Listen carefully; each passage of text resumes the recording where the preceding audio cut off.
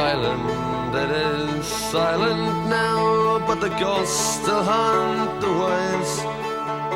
And a torch lights up a famished man who fortune could not save. Did you work upon the railroads? Did you ride the streets of crime? Were your dollars from the White House? Were they from the 5 and dime? Did the old songs start to cheer you?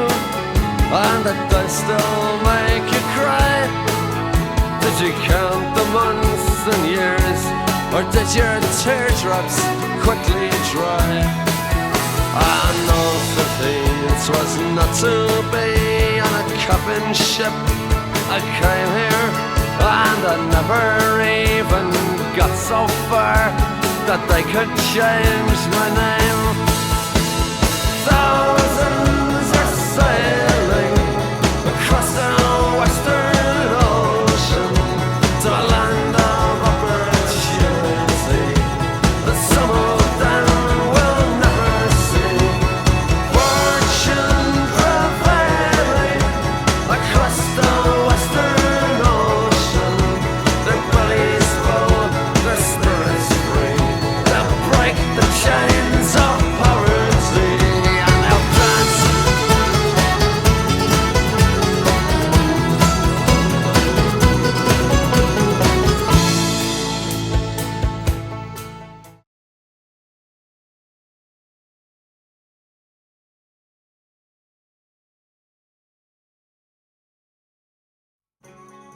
The best known event in Irish history that directly influenced Irish immigration in Canada is Ireland's Great Potato Famine. Spanning from 1845 to 1851, the famine is significant because of its drastic impact on the Irish population and its long-lasting effects on Ireland's society and economy. But what was the Irish Potato Famine, and why did it occur? Primarily, it is important to note that potatoes were one of the dominant means of food supply in Ireland. Significantly, however, potatoes were very vulnerable to disease, and there was no known cure.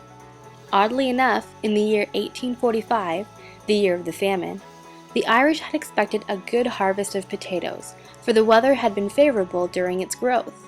Upon digging up the potatoes, they were found black and gooey. In fact, there was a 50% loss of harvest. Thus began the potato blight.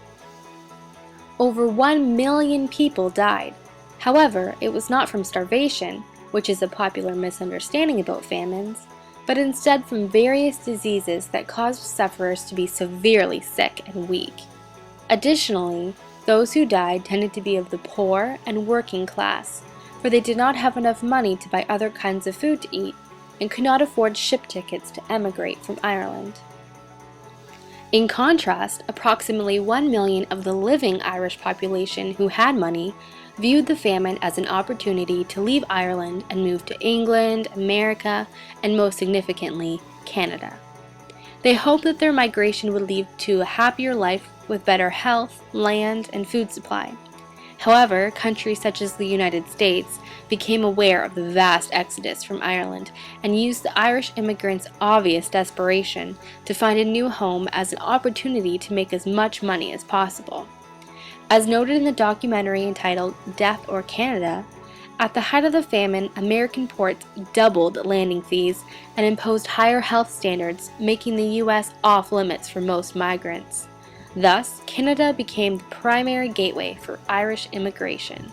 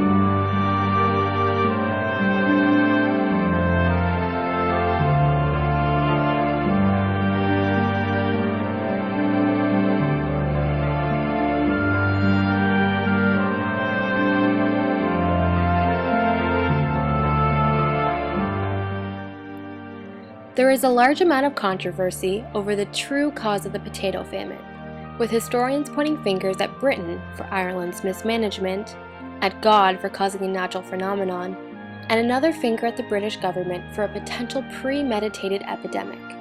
In fact, Irish nationalist John Mitchell stated that the Almighty indeed sent the potato blight, but the English created the famine.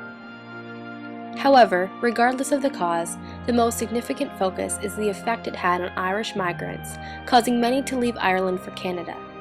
Ultimately, although no other event in Irish history is better known than the potato famine, many historians argue that it was not the most important event, nor was it the sole influential factor for Irish immigration to Canada.